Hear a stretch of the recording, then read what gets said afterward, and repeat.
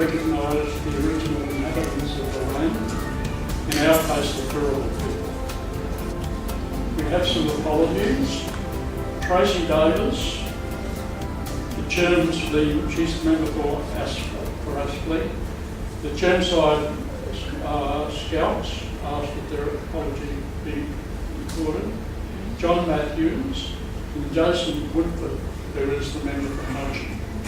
That's our apologies. But I think firstly I should recognise the Kettering Whale Services Club, who are our sponsors this morning. They're our very generous sponsors, just not for this morning's activity, but they support the Chermside Historical Society very generously.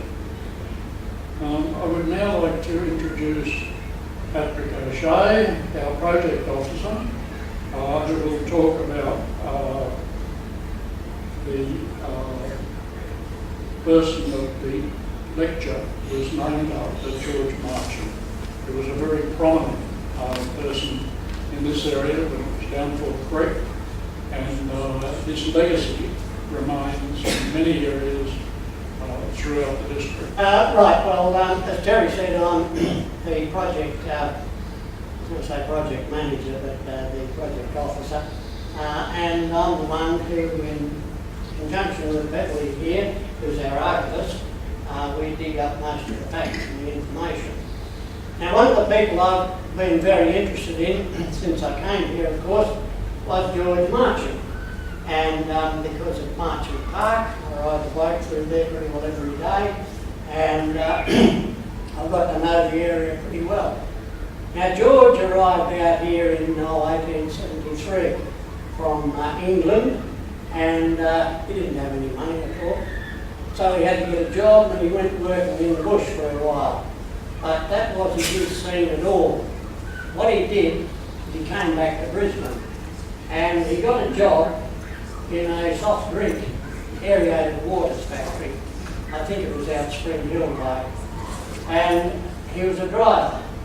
And in those days, he drove the horses and the cart. And that's what he was doing. But he went a lot further than that, and did it very quickly too. He learned the whole business of aerated waters and how to manufacture them and sell them, the whole lot, whole kit and caboodle. And in 1877, he made the big decision of his life. He married. And he married a seamstress, Mary Jane Dwyer, and she, of course, became Mrs. Marchant. And I try to emphasise her side of things because generally all we hear is George. And George was a pretty good bloke, and he did a lot of good. But Mary was right up there with him all the time. They worked together. They never had any children, but they did adopt one. And what was it? I'm a bit rusty on the dates. I've got them here, but I don't like looking at bits of paper. But what they did was they worked hard, the two of them, George and Mary, and they finally bought a ginger beer factory. That was at Spring Hill. Now, that was all right. They worked hard. But then a big breakthrough came when George, who must have been a pretty cluey bloke, invented and patented a bottling machine. Now, I presume that before that they didn't have much in that way of line of things. But the machine turned out to be a real success, and he was able to sell machines overseas. The business expanded, and they had factories in Sydney and Melbourne, possibly Adelaide, but I'm not sure about that. Now, the thing was they made a whole lot of money, and they didn't hang on to it. They gave it away. They gave it away in large amounts too. They believed that, well, George was a curious mixture. He was a capitalist and recognised as a businessman around the town and that sort of thing. But then he sided with the strikers when there was a big strike in the 1890s. and he backed them up and financed them to a certain extent too. Which, of course, he got labelled to be a socialist or something like that. They didn't have communists in those days. But George seemed to shrug it off all right. And what they did was Mary sort of worked a great deal with children. Kindergarten was founded, crippled children's home, the sick children in the Brisbane hospital. She worked amongst those, and the bush nursing service. Now, working amongst them meant financing them too, and they did hand out a lot of money, a couple of the amounts, of course. But George, so it was George and Mary, and they financed, to a certain extent anyway, the Canberra Hotel that used to be in town. I think it's been demolished now. It was a temperance hotel. And they were into that too. George was very much on the temperance side. Well, he did be a manufacturer anyway, so it made to be temperate. And Mary died in 1923 with a sudden brain hemorrhage, and she was gone very quickly. But George carried on. And here in Chermside, now I'm not a native of the area, so I've got to learn all these things from what people tell me, what I read and what I dig up in the archives. And one of the first things that struck me was Marchant Park. I drove right through there. So I started to, who was Marchant? And there by hands and tails. When George bought that land for a spelling paddock for his horses, because they had to use horses to transport their gear around the town. But when trucks came in, they switched to trucks. They didn't need the paddock. But nothing happened about it. And then the state government decided to get the local councils to put some parks in places. And so they decided to approach George and Mary for 10 acres. That's all right. George gave them the whole lot, 100 acres. And they didn't accept it. It would mean a big drop in their rates. Anyway, they toed and froed for a few years on that, and the state government finally said, get off your tails and take it. That's an order type of thing. I don't know whether they did that one, but that's what it looks like. And of course now we've got, that's the premier cricket area for the whole of Brisbane. I don't know about the south side, I never go over there. So I don't know what they've got over there. But in the 1930s, 1936 it was, a Reverend Weller, Harold I think his name was, he was a Methodist minister in the city, and he had this idea of actually starting an old people's home. Not a big building, just little houses where elderly people could live and sort of help one another and be looked after. Now, in 1936, that was a revolutionary idea. It just didn't happen in those days. And being the Depression, it wasn't a good time to start, but he did. George backed him. And George had a large block of land where Weller Gardens is now, just down Gympie Road there, opposite the tax office. He gave him that, and then he financed a lot more. So that became one of his local charities. He didn't call it charities. Anyway, and with Marchant Park, and then of course the council came in and named the local ward Marchant Ward. So he's well remembered in the area, and every now and again somebody asks me to give a talk on him, and I do, but I do like to emphasise that it was George and Mary Marchant who actually did the work. Okay. Thank you.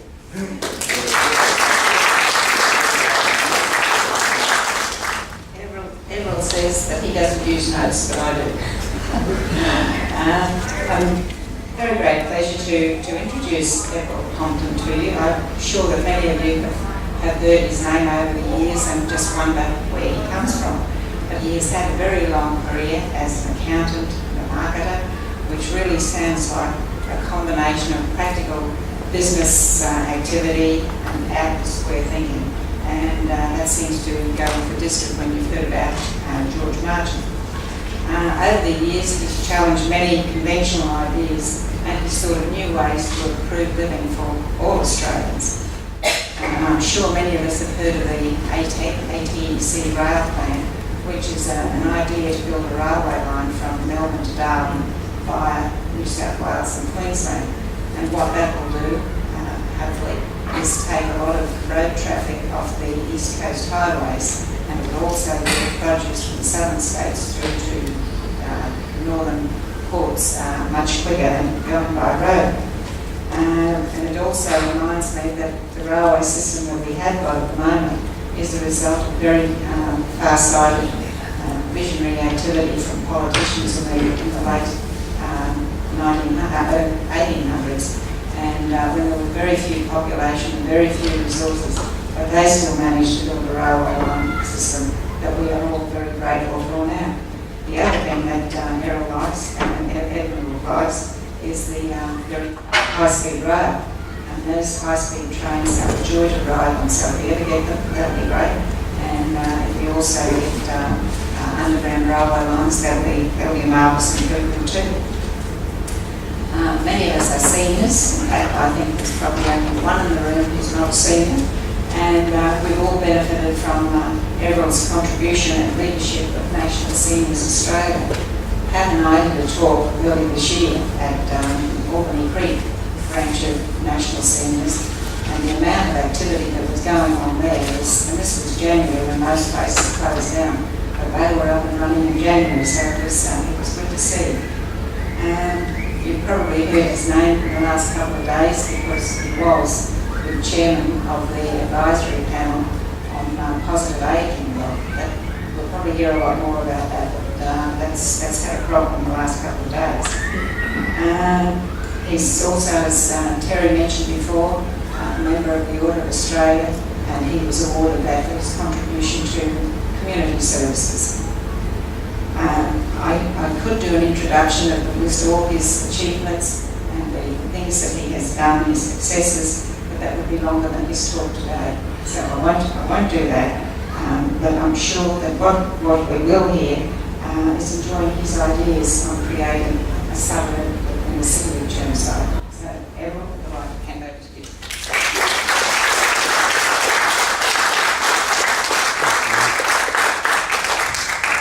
Terry and Beverly, thank you for inviting me to come along today and talk, give the George Marchant lecture. And may I congratulate you on all the work that you do to keep the Historical Society going. All around the world, historical societies are a dying species.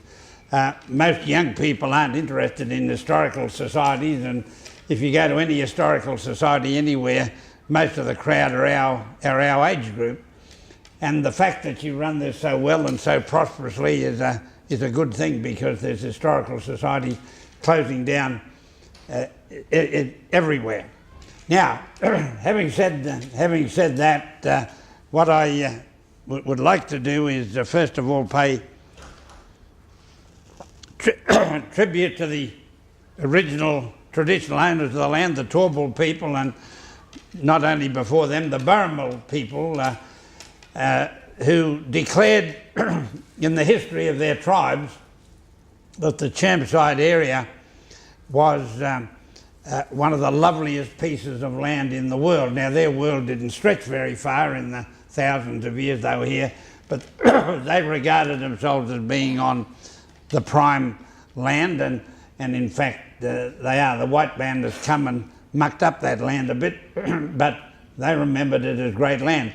And I also want to say that I tried to do a bit of calculation as to the size of the benefaction by George Marchant and his wife. I won't forget his wife either. I've played cricket on Marchant Park many times, not in recent years, I might add. It'll surprise you when you look at the size of me now. I used to be a fast bowler back in those days. I use the word used to be a fast bowler back in those days. So I had many happy days playing cricket on Marchant Park, and I rang up my friend Brian McGrath from Ray White's. I said, Brian, if the Brisbane City Council was going broke and they were desperate for money and they decided to sell Marchant Park to cash in on a bit of money, what do you reckon Marchant Park is worth? And he said, heavens above, he said, it'll take me a couple of weeks to work that out. He said, but let me tell you this, if I was the auctioneer, I would not accept a bid lower than $1 billion for it, and it could go anywhere above that. When you think that an ordinary little bit of ground brings you've got to pay 500 grand for it these days, it doesn't take much to get to that. And so when we think of Marchant, plus the benefaction he gave to the Weller Gardens, we're talking about one of the biggest philanthropic gifts in the history of Australia, and I think that's important. And what we need in the future is many more people like George Marchant. We probably won't find too many that'll give the benefaction that happened there, but there's plenty of scope for further things to happen. And so when we look at Marchant and how Marchant Park has made this area a place that many people come for recreation, let's have a look at the future of Chermside. When Terry phoned me and said he'd like me to give the Marchant lecture, and I said to him, Terry, I know nothing about the history of Chermside except I used to play cricket on Marchant Park. And I said, so it's no good me trying to pretend I'm an authority on the area, around here. I said, I'll have to think of something else to talk about. And I said, well, look, I'll talk about how Chermside might become a suburban city in the years ahead and what would be involved in it becoming a suburban city. And I had in mind the fact that, in Sydney, Chatswood, way away from the centre of the city, has now got piles of skyscrapers and is a city in its own right. In Sydney, as is Parramatta. And I thought, well, Chermside should become a suburban city in its own right, and I'll talk about that. And having said that, I've had no experience in town planning, so that sort of disqualifies me, a bit. But I thought you don't get charged in this life anything for dreaming. And I was the guest preacher at church the other Sunday, and I used a text out of the book of Joel, which said, "Old men shall dream dreams," and so that's what I'm doing. I'm following the instructions of the book of Joel this morning, and I'm dreaming dreams. Now. I found, with a few inquiries around the place, I rang a few people in Chermside who know a bit about the place, that Chermside has in fact been designated for a long time as an area in which there should be significant civic growth in Brisbane. And in fact, the Brisbane City Council and the state government have had it in mind for the last 50 years that Chermside should become a suburban city. And no one has done anything about it. The tax man came out and built an office down there, and Westfields came and built that monstrosity down there. When you look at what an architectural horror it is, I reckon the architect must have had a dreadful fight with his wife the night before he designed it. And so certain things have happened, to sort of make the place grow. Then I had to look at what happens around the world to create a new city, particularly within a city. And the first thing that has to happen is you have to have a railway station. There is no suburban city in the world that has grown without a railway station. And of course, to have a railway station, you've got to have a railway. And so I studied it up and worked out it wouldn't take much to build a tunnel from Geebung down to somewhere at the junction of Hamilton Road. It wouldn't take very much to build an underground tunnel, which could be the start of an underground rail system for the whole of Brisbane. And if you had trains that came from the city, diverted at Geebung and came in here to Chermside, you could have the start of a city. And none of that would be very hard, and it could be the start of a circle line for Brisbane. Those of you who've been to London, you know, you get on that circle train, go round and round. If you get to get off, you can keep going round for 24 hours if you want to. And I thought it could be the start of a circle line which eventually went across to Wilston and joined up with the Kelvin Grove line there, and so it wouldn't just be a line into Chermside, it'd be the start of a circle line. And so the railway line would be fundamental. Now into that, in addition to that, we'd need to make Chermside a city, we'd need to take all the traffic that's going north out of Gympie Road. Gympie Road, as you know, at 4 o'clock in the afternoon, Gympie Road is one of the horror roads of Australia, you know, trying to get home. And you couldn't have a city with all that traffic going through. And so we need to extend that tunnel from Stafford, where it comes out at Stafford, and have it go underground and come out just at the bottom of Murphy Road down here, and then have an exit that comes off and comes underneath the railway station, where the buses could have one level and the trains can have another level, but you could have the traffic from the city missing Chermside altogether, except those that want to come in can divert and around. And that would be fundamental. And if people did a bit of original planning, the tunnel that you built from Stafford out to here, you could build it a bit wider, and the train on its way to Wilston from here could use that tunnel, at least get as far as Stafford in the first go, and it wouldn't take much, you know, to get further on. And so fundamental to a new city would be to take all that traffic out of the place and have a major bus stop as well, and a major underground parking station. You could have a parking station that went for Yonks underground to have all sorts of levels of parking. There would be the basis of a city. Now, to have a city also, you need a city square, and Chermside doesn't have one. And if any of you live in this area, I might be about to pronounce that your house is going to get wiped out for a city square. So if you get upset about that, you can see me afterwards about it. But you need to have a city, a bit like Federation Square in Melbourne, where people gather for all sorts of activities, a bit like Anzac or King George Square, you know, in the city. So we'd need a city square now, and it would have to be a place where 1,000 people can gather to sit down, to read, to have lunch, to have afternoon tea, to do whatever. You could hold big gatherings there whenever you wanted to. And the place that I've decided to put it is where the old Dawn Theatre was at Chermside, just down there, the Dawn Theatre, where I might add, they had the best canvas chairs in the movie. When I was courting Helen, those canvas chairs were just admirable for courtships, I can tell you. And so we're talking about historic ground. And if we bolt over that whole block there and turn that into a city square, that would just about be slap bang in the middle of Chermside City. It will take a brave man to do that. But you can't have a city without a central heart of the city, and the possibilities would be there. And it could have the buildings surrounding it be buildings where all sorts of community activity occurred. You wouldn't put another shopping centre there. I mean, one of the benefits of having a city that Westfield is where it is, and people can go and shop there, and therefore the rest of the city does other things than putting supermarkets there. And so you'd have a city square. And you'd have to have something that happened in the city here that didn't happen anywhere else. You've got to make the thing a special place. And I was thinking that it could be, some of the buildings in the square could be the centre of activity for some special things in life.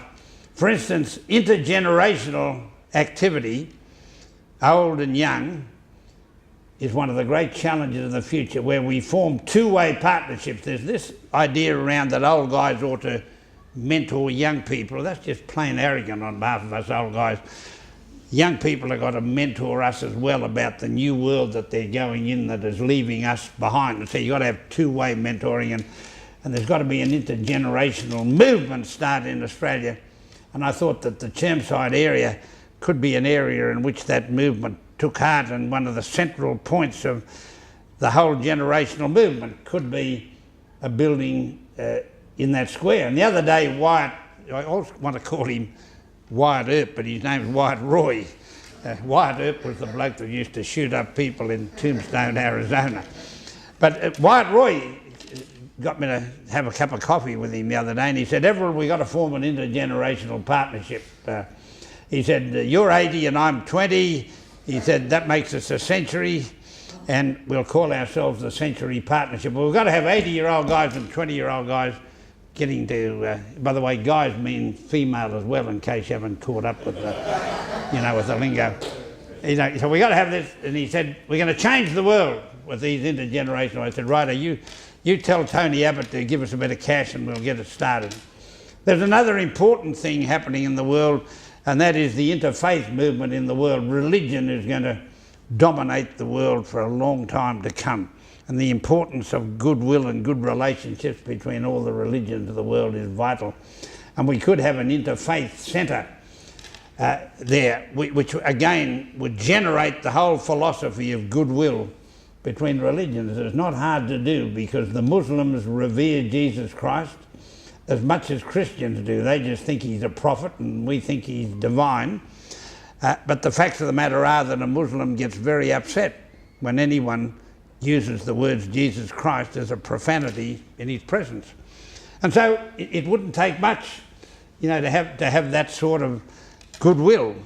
And with the 50 religions that exist in the world, and again, this area could be an area that fostered that as a way of life. Now, we're only restricted by our imagination. Another one is the whole issue of seniors and technology. There's got to be enormous training programs soon about seniors learning technology in all sorts of ways, because we'll soon stop going to doctors. We'll sit in front of our TV set and the doctor will fix us in front of the TV set. And so we've got to get up with that. So training of seniors in technology is enormous. A couple of years from now, you go into the bank and ask him for a checkbook, the bank manager will say, what's that? I've never heard of it. And that's an age in which, in which we have to face. So this could be another area that makes Chermside famous. So Chermside important, we're only limited by our imagination in the whole matter. Now we come to where people will live. Chermside can be a mixture of high-rise buildings and townhouses and a whole range of things, but it needs to have some architecture that is different to the rest of the city, that makes it what you might call a quaint place because of the architecture. Now, some of the high-rise buildings that I see going up, not only around this suburb and everywhere else, are visual monstrosities. They're just slapped up so that somebody can sell them or rent them, and they're awful. And Chermside should become a place that's got elegant buildings.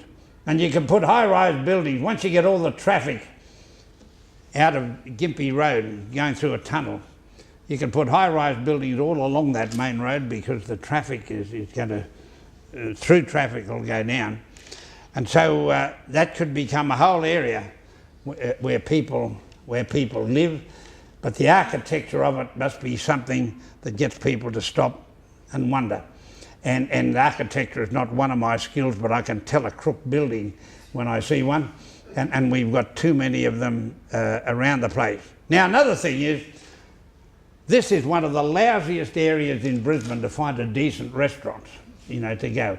To go to get good restaurants, you've got to go to Wilston or over to Ascot or somewhere like that, except for a nice little restaurant down the back here called Bella something or other that doesn't serve bad tucker.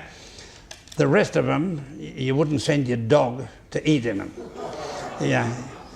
And so we need to have an area where people can go and enjoy themselves. And Thomas Street, just at the back, Thomas Street just over here, it used to be at the back of the old Methodist church, there. That ought to be turned into the Lygon Street of Chermside. Bail over everything in that street. Anybody live in Thomas Street? We're going to bail over everything in Thomas Street. And you make it like Lygon Street in Melbourne, full of restaurants with different architecture, every bit of food under the sun, from Lebanese to Ethiopian to, whatever you want to have, delicatessens and all that. So turn it into the Lygon Street of Melbourne, and we'd bring people in droves to that railway station to go there if we had that happening in Lygon Street.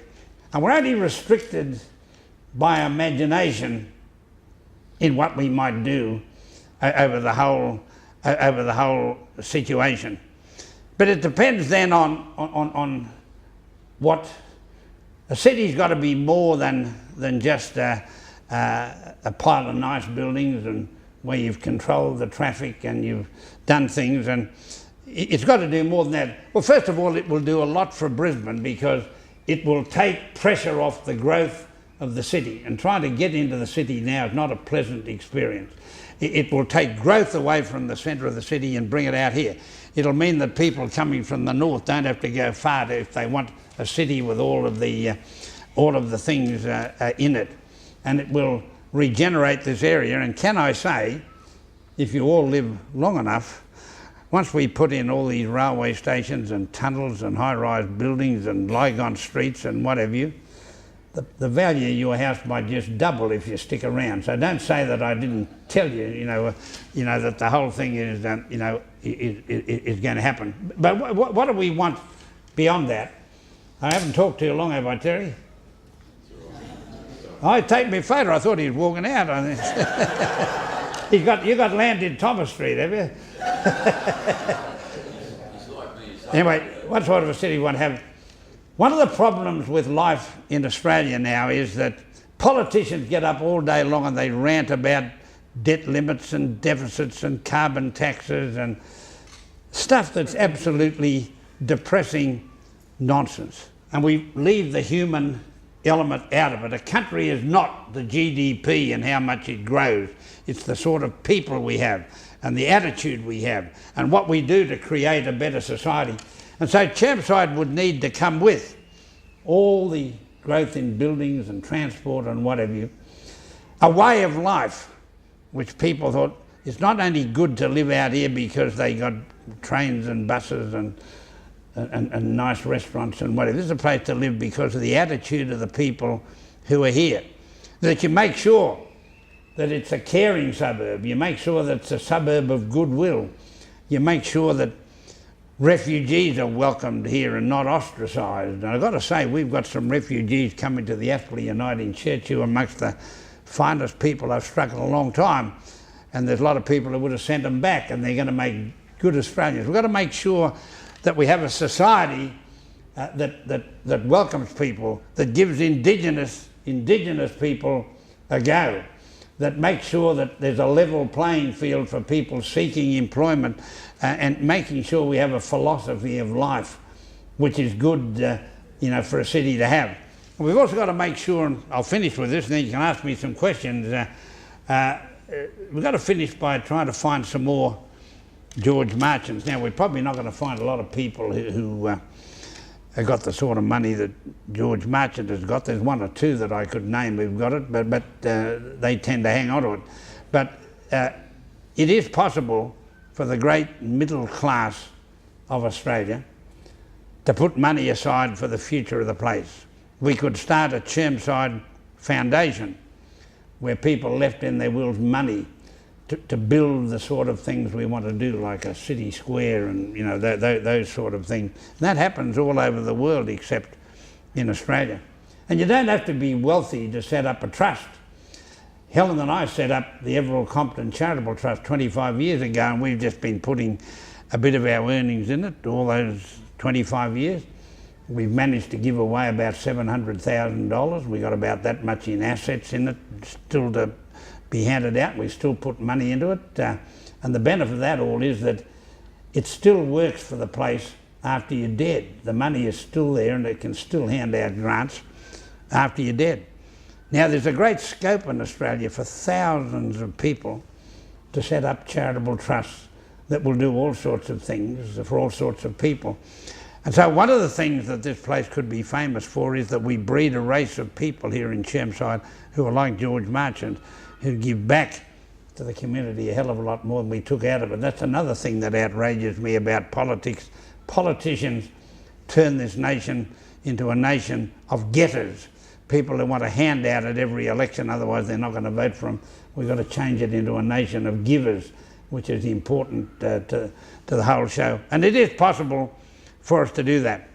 Now, to get this all started, the government would have to set up a Chermside City Corporation and give it great powers to develop the city and to make it go a bit like the one they had in Canberra, you know, to build Canberra, a bit like the one they had in New York. If you read the history in New York, they set up a corporation to regenerate the whole of Manhattan when it was going down.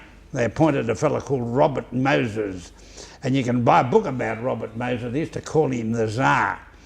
But he did all the great developments in New York, including their underground rail system and the addition of extra bridges, and he had enormous powers to do it, and anybody who got in the way of Robert Moses usually got injured in the whole process. But when he died, he had transformed the whole of downtown Manhattan. And so it would need a leader who's prepared to devote a fair share of his life to make the city happen. And I find whenever I get around amongst younger people, that you'll find that there are plenty of potential leaders if somebody will give them a go, and if old guys like us will back them to the hilt. And so I see the possibilities that we could start in our, what we might call our fading years, if that's a nice way to put it. We could start a movement and back some young people to totally transform this area and turn it into the sort of area that a bloke like George Marchant had. Bear in mind, people would say, where are you going to get the money from? Well, when George Marchant arrived here in Australia, he didn't have a penny back in those days, didn't have a penny. So if George Marchant could do what he did coming here penniless, it's not hard to get money to do the things that you want to do, and we hope that'll happen.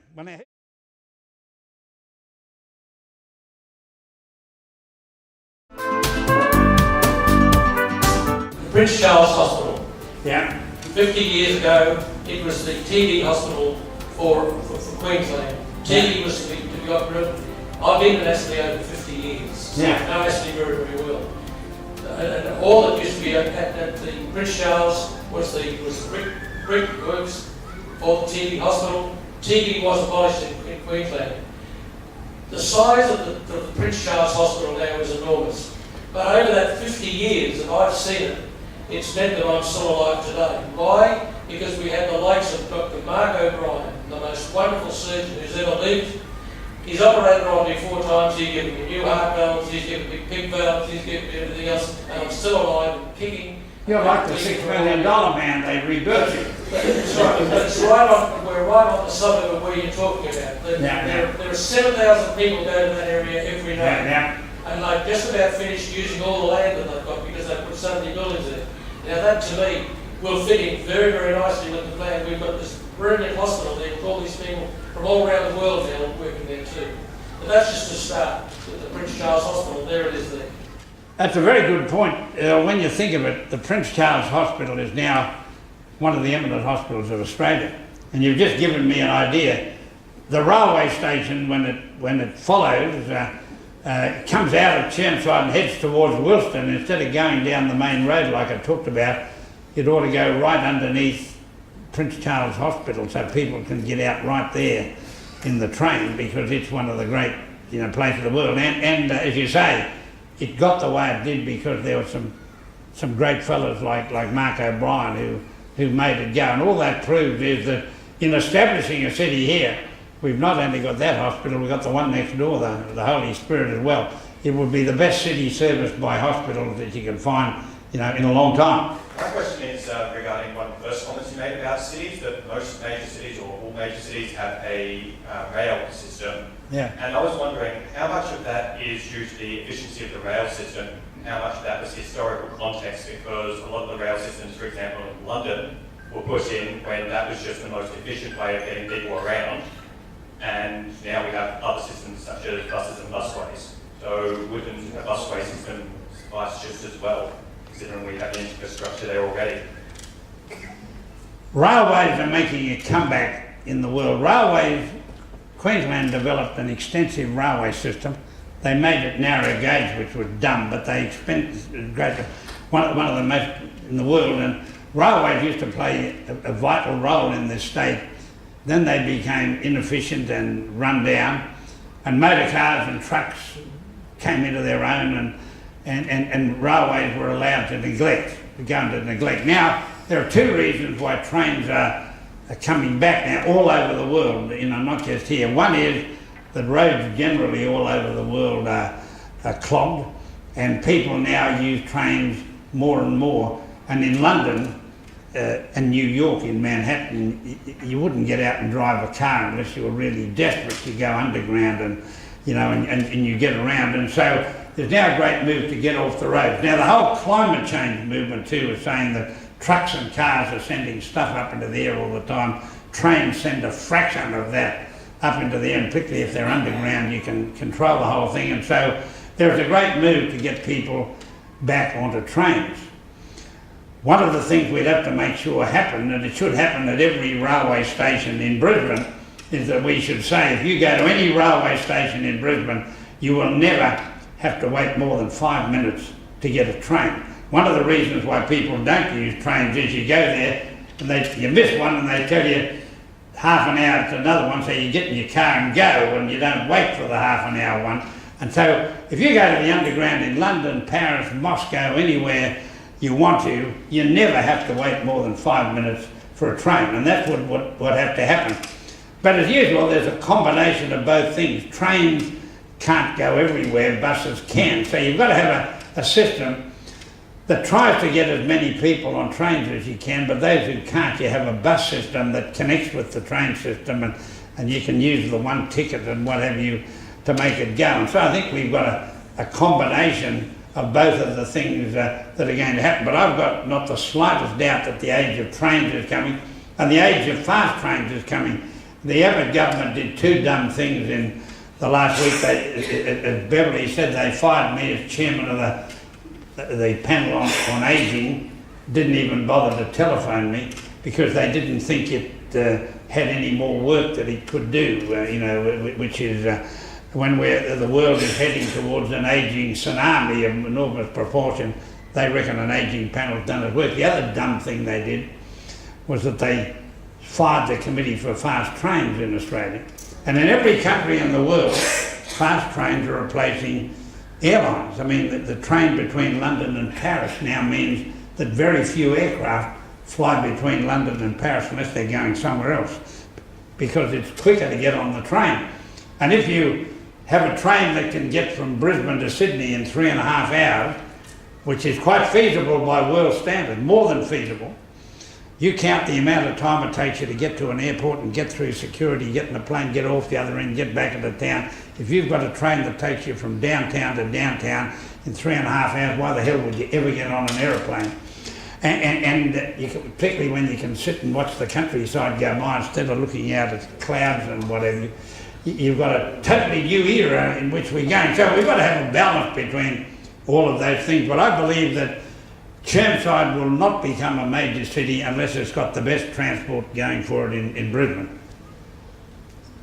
Can I just add to that, Everald, that in Moscow, they've just completed what was an old underground system, has been extended to all the Moscow suburbs. Yeah. But now in Moscow, when the cold weather, you can actually get from your unit, you go downstairs, get on the train, go into the city, and get out and do your shopping without having to go out in the cold. Now here it might be a case of going out in the heat, but it's not impossible to build that sort of rail system because they've done it in Moscow at the moment. Well, that'll make a great change for the health of people in Moscow, because during the winter, to keep warm, they drink all this vodka, and it's knocking them off like you wouldn't believe. If they're going to keep warm all the way into town, they won't need that vodka, will they? We'll improve their health. Trevor? Over the last year or two, there's been a lot of information in the local press about Chermside and redevelopment with regards to the transport, getting the road, for instance, widened from Hippie Road up to the hospital, and then back this way through Chermside, and widening the road outside Westfield and Bella Gardens. I think they were talking about putting a bus stop, bus interchange outside Bella Gardens and doing all that. But I haven't heard anything more about that in the last 6 or 12 months. It seems to have died. So you might know what the current situation is on that. It occurs to me, like, how long is this going to happen before something's done with Chermside? For For instance, like yesterday there was a major pile-up on the gateway, as probably everybody heard about it, and the traffic was horrendous going through Gympie Road, just outside Westfield. It's all banked up from here right through to Astley. Now, my point is this going to continue over the next few years? Is there any council planning at the moment in the pipeline to alleviate this situation before something definite's done, like with regard to changes to the Chermside, like you've envisioned, Everald, which is the grand plan, which is the ultimate. But what's going to happen in the meantime, the next few years? The place is going to grind to a halt. I just wonder what the council plans are, basically, at the moment. Well, let me say that I don't really know what the council plans are at this point of time.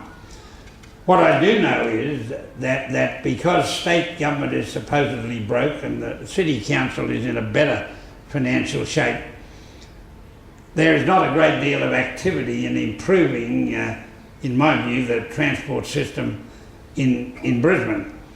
Now, one of the problems there is too is that you have the bus and trains run by two different groups, and there's not a great deal of coordination between Queensland Rail and the bus systems, and there's not a great deal of coordination with the ferry systems either. I mean, this city, even though we've got city cats, we massively underuse the river compared with other cities in the world. That's another story. You're quite right that some changes have got to happen. By the time this city of Chermside's finished, our grandkids, great-grandkids, great-great-grandkids might be at the opening ceremony. But the thing is that what's going to happen in the meantime, what it means is that there's got to be a great campaign to get people off roads and onto public transport. That'll only happen if buses are every 5 minutes, trains are every 5 minutes, and if the price is as economic as possible and they go all night and what have you. The whole problem is caused by too many people being on roads, too many people having motor cars, and I've now, in my old age, given up driving my car into town. I walk from our home along to the hypermarket and I get one of those 3, 4, 5 buses and they come every 15 minutes. My only trouble is they rock too much and I can't read my books. I want somebody to design a non-rocking bus, which is something that that we've got to do. But the issue is, hit the nail on the head. What's going to happen in the meantime? You've still got influence in at that council, Terry? I really do believe we're overgoverned. You said too many cars, we've got too many politicians. And Bill Hayden said many years ago, and it was really true, it's about time Australia had a two-tier system of government. We've got too many politicians and too many states. If it was left to me, your vision, my vision would be to get rid of state governments and only like they do in most countries in the world. Yes. What do you think about that? Now, you got some fans here. Are we getting rid of them by constitutional means or assassination? Which is, I don't know.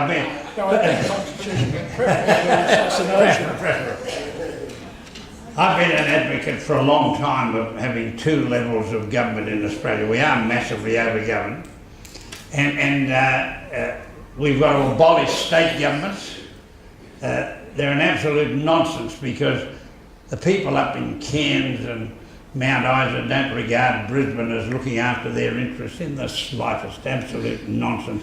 We need regional. We need to get rid of state governments, and we need to get rid of local governments and replace them with regional governments and have 50 regional governments across Australia that are quite close. Each capital city would have a regional government and get rid of the level of government. The cost of this government is horrendous. We also got to get rid of the Senate down in Canberra, which is the greatest monstrosity where you can get 1,000 votes as a representative of the Shooters Party and you get yourself, elected. An old friend of mine died the other day in he had been in the Chermside hospital, and I went to see him. We both knew it was the last time we were going to talk to one another, and we sat down and had a chatting, this was before the election, and I said to him, John, you know, if you're a bit fitter, mate, I'd run you in the Senate. I reckon if we formed the Whiskey Party of Australia, you know, and we ran on the platform that all voters would get free, rare whiskey, I reckon we could take a Senate seat out, mate. And we spent the last hour that I spoke to him in his life planning the activities of the Whiskey Party, and he ended up declaring he was going to get out of the bed and run.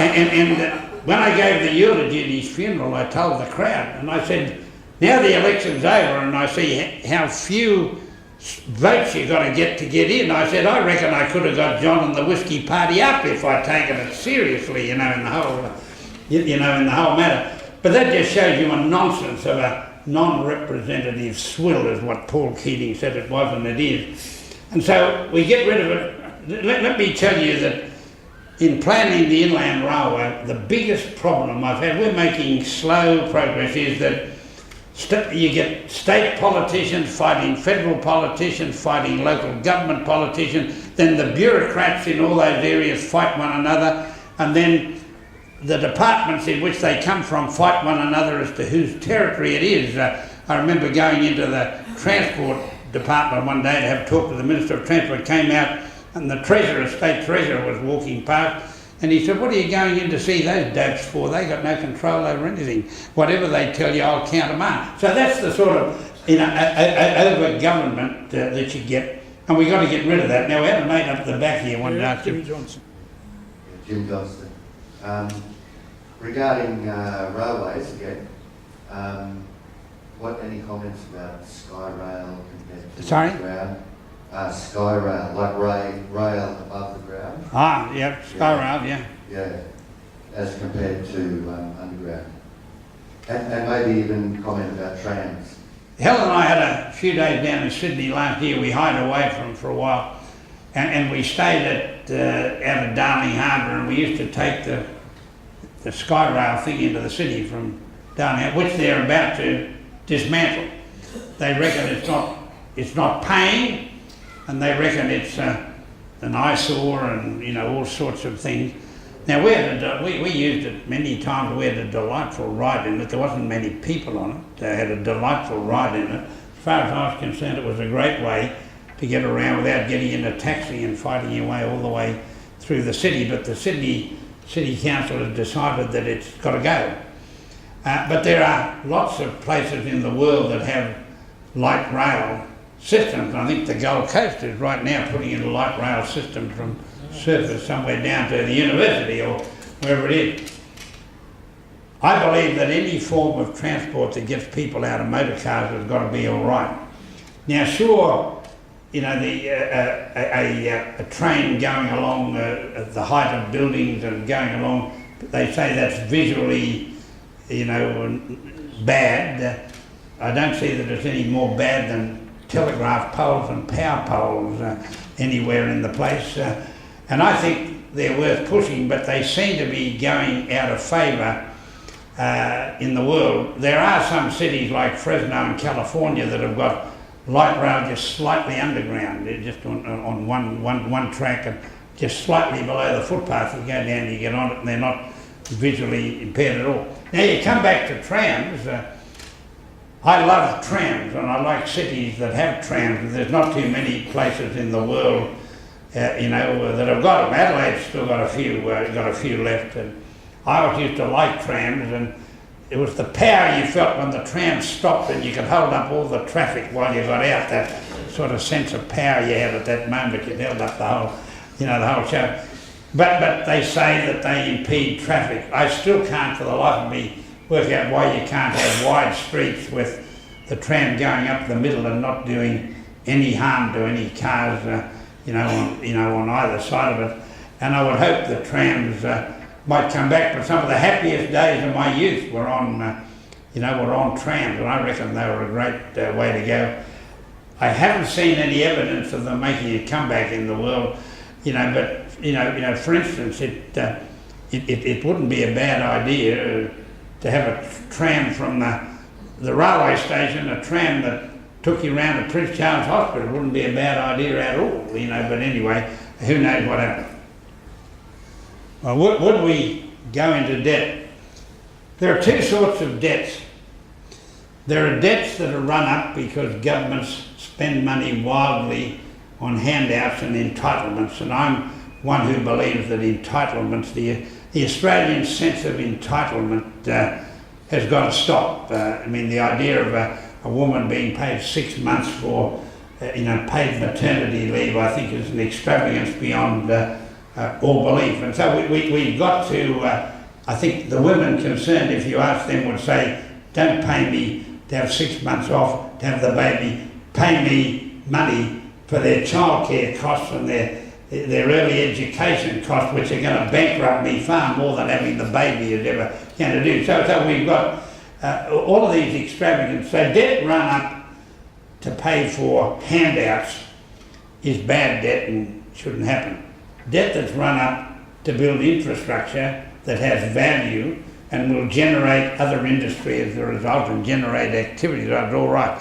Debt is okay, so long as you can prove you can pay it back. And there are too many people who run up credit card bills all over the place, and then when it hits the limit and the bank knocks it back and they tell them they got to pay it back, that comes as a great cultural shock to them. And so they have to be accompanied with the ability to pay it back. But it would seem to me, if you build an underground railway from Geebung here under Chermside and it costs you a couple of $1 billion, if you went to financiers and said this city is going to pay this back over a period of 100 years and it's going to generate more and more, that in my view is a good, it means that future generations pay for it as well as the current generations. I'm all in favour of debt that builds assets, so long as you've worked out you can pay it back. Totally against debt run up to give handouts to people who don't deserve it. We certainly have got to manage transport needs, and I think underground right across the board, across our city, has got to be an answer. But beyond that, building the city, building infrastructure, having the avenue of restaurants, etc. But you also need people to enjoy life and to have festivals. And I'd just like to refer back in 2009 with the support of Historical Society, we actually ran the Chermside Community Festival, and it was a terrific event. So I have two invitations. One is we do have an over 40s competition starting next month, so you'd be welcome to join that. How are you going to be? A couple there. We've got a few teams, so you're welcome back. But in a serious way. As long as I can feel the first slip and not move. Yes, as long as you're not the umpire. But in a serious way, we've actually discussed with the Historical Society in very recent days the concept of running another major festival with the Gallipoli celebrations in 2015. So I am looking for a very good organiser, someone who's got some contacts, to run something that would be, for example, on the 17th of December 1915, people would not be aware that there was a game of cricket played on the shores of Gallipoli. And that was a ruse to thwart the Turks from thinking that the Australians were leaving. The Australians and all the Allies were leaving, but they had to leave undercover, otherwise they wouldn't have made it out of there. So the Australian soldiers and New Zealand soldiers were playing on the shore, on what's called Shell Green. You can go onto Cricket Australia, you can actually see a film or a little doco that Steve Waugh was involved in. We're looking as an association, Warehouse Cricket, along with our good friend with the Historical Society, to reenact that game on the 17th of December 2015. It needs to be a community festival from the point of view that we'd love to have entertainment afterwards, and we thought if we could get the likes of a John Williamson, with Ian McNamara, Macca all over, with appropriate evening entertainment, following a game that was played and the ilk of soldiers playing on the green in a format to be determined, would be a wonderful way which all of the community groups in this group, and if I remember my good friend Earl Rawley, you've probably got an idea what I'm talking about now, Earl was a great help to us with when we did this 4 years ago. So I'm looking for a very good organiser, someone who's got someone who can run something of a fairly high technical and Terry, and Everald might know someone down the track, but I think you've got to have, for example, a good community festival and a people to have a city, and that just might be one of them. Thanks, Rob. Well, what a splendid idea. I've got to admit I wasn't aware that they played a game of cricket on the beach. Tell me, what were the Turks doing while this game was on? Did the Turks know what they were doing to start off with, you know? The Turks knew they were playing cricket, but they didn't shoot them because they recognised the Australians what they were. So while bombs were going all around, it was a very normal thing for the Aussies to play cricket and certain captured ground, and apparently no soldiers were ever shot while they were playing cricket. And they continued that to make sure if they had to stop playing cricket, they might have thought something was wrong with it. Well, what a splendid idea to reenact that game. What a great place to do it at Marchant Park. So you better have a few Turks out for the celebration as well. And I don't know whether you can find any Kiwis that can play cricket though, but I mean you can try. But I think that what a splendid idea, and to have a festival around that December the 17th, 2015 it's going to be. And obviously you've got to have all sorts of entertainment around it and have some leading guys like Steve Waugh turn up, as you say, and you know, and what have you. Now, as to who's the sort of guy who could organise that, I'll give a bit of thought to that. I know a bloke who's only just retired who used to organise the rugby sevens competition here when it was on, and he's looking for something to do. He'd probably get a shock when I tell him this, but you can give me a card on the way out. This guy might be the fellow. Anyway, the whole point of the matter is it's a damn good idea, and every city has to have things that people, you know, remember it for. There's got to be something, some festival or you know whatever, some activity that, like the bulls that run in Spain, you know. The town that thought that a hell of a good idea, a few blokes got killed in the process, was tourists turn up from everywhere to see the bulls run around. And so you've got to have something of distinctive character that a city has, and that could be a start of an effort to have a Chermside character that has festivals about unique events. And I'm sure there's other unique events in the world, you know, that could be celebrated. For instance, in 2 years' time, it's the 600th anniversary of the Battle of Agincourt. You could stage that again, couldn't you? There's plenty of room on Marchant Park to stage the Battle of Agincourt again. 26th of August. Yeah. Anyway, good idea. Thank you. I'll just seek your indulgence just for a second to tell you a story which relates to that. I've just been in Cyprus, on the Turkish side of Cyprus. Yeah. And when we were coming back through the checkpoint Charlie, there were about 40 Englishmen, and the Turks don't like Englishmen. Yeah. Anyway, there were about 40 of them. Every one of them had their bag open, every one of them got their passport double checked, and we walked up to the guy and he said, "You are British." And I said, "No, Australian." "Oh," he said, "go, go, go." And he was quite happy. That sort of shows the Turkish regard for Australians. Let me add something. Helen and I went to Gallipoli by ourselves, not on Anzac Day. We've been there twice actually. Every Australian should go there. Just saying we should go to some of the battlefields of France, which were just as important. Helen's father was a stretcher bearer in France, but when we went to Gallipoli, you go to where Ataturk was the general in charge of the Turk army, who subsequently became the president of Turkey and the greatest president they ever had. Kemal Ataturk. Now, he put a memorial up on the beach where our guys died, and it's got this simple verse that brings tears to your eyes. You know, it says, "Mothers of Australia and New Zealand, weep no more, for your sons rest in a friendly land." And he meant it when he wrote it, yeah. Right, he was a great man. Yeah. Now I'd like to call on Earl Rawlings. We've decided to ask Rawl as a community person, or Earl's we used to call Mr. Chermside at one stage. Earl has known Everald for a long time, and we felt it was a good move to have Earl move the vote of thanks. Thank you very much, Jerry. It's indeed a pleasure and to be asked to move a vote of thanks. What do you do to move a vote of thanks to a presentation like that? Congratulations, Errol. Now, I don't know whether you remember or not, but on page 7 of this booklet here, I don't know whether you've ever seen it. I brought this along to give to you. For those who don't know, Everald was the coordinator of the Joe Foundation, Joe Beyond Communities Foundation. Florence taught me in Sunday school, that's how it happened. Right. So now we know.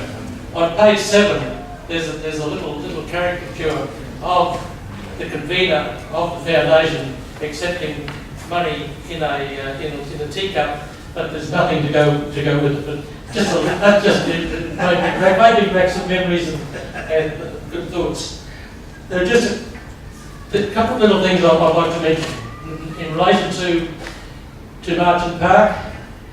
In the time that I've been at Astley, on 3 occasions at least, the council has put forward little nibbles. We would like to sell off parts of Marchant Park. This is when Ray Smith was member of Parliament. Yeah. They were going to use Marchant Park as part of the Commonwealth Games. It nearly got through. They were going to put a big building there for childcare. But I would say that it's sacrosanct land. That land for Marchant Park has been dedicated to the council, and no council would be game to touch it, particularly if a scheme like this was to come through. So that's just one thing on Marchant Park. Yeah. It used to have the old farrier used to be on the blacksmith used to be on the corner in Marchant Park, but they asked him to move that land, and they gave him land in lieu over onto the other side of Gippy Road. Balnagles, that's a little thing on historical values. Yeah. Now the next thing was that Weller Gardens, may not be known, but Weller was the chief of the Presbyterian Church. He requested that it not be known as Weller Gardens, W-H-E-L-L-E-R, until he passed away. That's why it was known locally by the Chermside Garden Settlement, but it only was named Weller Gardens after Weller himself died, because he didn't want to be named after him. Now just a couple of other little points I hope you won't mind. Here in Brisbane we've got plenty of good ideas. There's no doubt about the tunnels in Brisbane have been the best thing that ever happened. It's a pity it's so damn dear to go through them. They've nearly finished, they finished all the groundwork, the tunnel that's coming from south, from the western suburbs. To get all the soil out for that, all that soil went into Mount Cooper, into the old quarry. All the soil went by conveyor belt. It was a brand new idea. No trucks were used. No interference with transport. So they used the conveyor belts. And I saw in the paper the other day. They're now going to. All that soil went to Mount Cooper. They're now going to put the conveyor belts in use again because they found that they needed to level out some of the parts of the tunnel. But that tunnel's going to be finished in the next 2 years. A magnificent project when it's finished. It could work in with other projects that could be planned quickly because we've now got the expertise after all these tunnels that we've had going well. Now, just about this is a semi-personal thing, but a young lad named Roy Whitewood, a boat builder, 45 years of age. He's got a big business in the Brisbane River. He's completed boats that he's sent to Sri Lanka, big hull boats. He's just finished 3 big boats that take 400 passengers each to go from Gladstone out to Facing Island. They're running every day. He's built these in the Brisbane River. He's at the present time building 3 big water police boats. He's nearly finished one. He's got 2 more. He's got nearly 100 staff. He's the type of lad with entrepreneurial ability and to know that he's got with a small business, Australian aluminium boats he calls it, and he's through his own efforts has gone ahead and done that. So that's the sort of people that we've got in Laurie. I was going to mention Laurie because I've known Laurie for about 30 years too. And Laurie, I don't know what sort of person Laurie is, you've heard him on his comments today. Now, Everald, that's all I wish to say. But thank you again. It's been an inspiration to hear you come up with the thoughts that you've got. I think there's some magnificent thoughts. Unfortunately, I'm not going to be here to see it, but also I think that it's wonderful that you think like this. If people don't think like this, you go here, you become stagnant. Unfortunately, with politicians, I agree. I've met some wonderful people, politicians around the region, but the people have got to get the good ideas that you've had coming through with all the rail. I've watched them all over the last 50 years or 40 years or however long it's been that you've had those ideas. I hope and pray that some of them come to fruition. Thanks again for your